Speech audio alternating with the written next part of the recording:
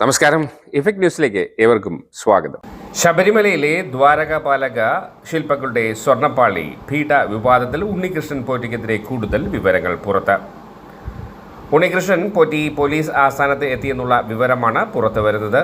ADGP A ശ്രീജിത്തിനെ Unnikrishnan Potti പൊന്നാട അണിയിക്കുന്ന ചിത്രങ്ങൾ പുറത്തുവന്നു. മട്ടന്നൂർ ശങ്കരന്മാരാർക്കൊപ്പമാണ് ഉണ്ണികൃഷ്ണൻ പോറ്റി പോലീസ് ആസ്ഥാനത്ത് എത്തിയത്. ഉന്നതർക്കൊപ്പമുള്ള ചിത്രങ്ങൾ കാട്ടി ഇയാൾ തട്ടിപ്പ് നടത്തിയെന്ന സംശയം ഉയർന്നിട്ടുണ്ട്.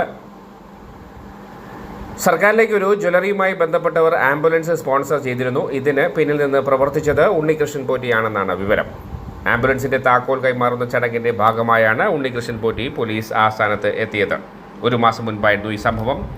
ശബരിമലയിൽ പോലീസ് വാഹനത്തിനായി ഇടനില നിന്നതും ഉണ്ണികൃഷ്ണൻ പോറ്റിയാണെന്നുള്ള വിവരവും പുറത്തുവന്നു.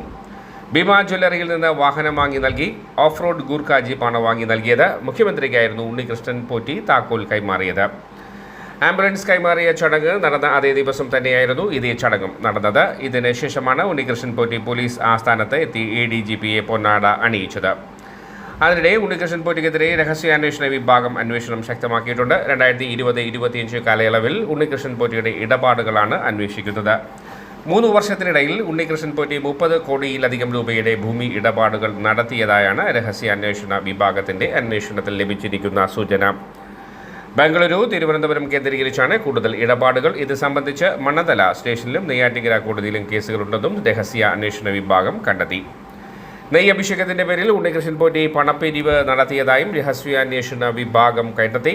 നെയ്ത്തേങ്ങകൾ ശേഖരിച്ച് അഭിഷേകം നടത്തി നൽകുന്നതിലാണ് പണപ്പിരിവ് നടത്തിയതെന്നാണ് വിവരം. 2001 മുതൽ 2023 വരെ എത്തിച്ചത് 10,001 നെയ്ത്തേങ്ങകളെന്നാണ് സൂചന.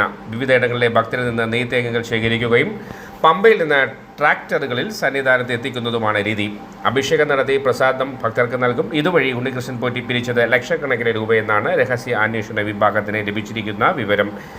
നെയ്ത്തേങ്ങകൾ ആചാരപ്രകാരം എത്തിക്കേണ്ടത് ഇരുമുടിക്കെട്ടുകളിലാണ്. വിശേഷങ്ങൾ ഇവിടെ അവസാനിക്കുന്നില്ല. കൂടുതൽ വാർത്തകളും വിശേഷങ്ങളുമായി വീണ്ടും കണ്ടുമുട്ടുന്നതുവരെ ഏവർക്കും നന്ദി. നമസ്കാരം.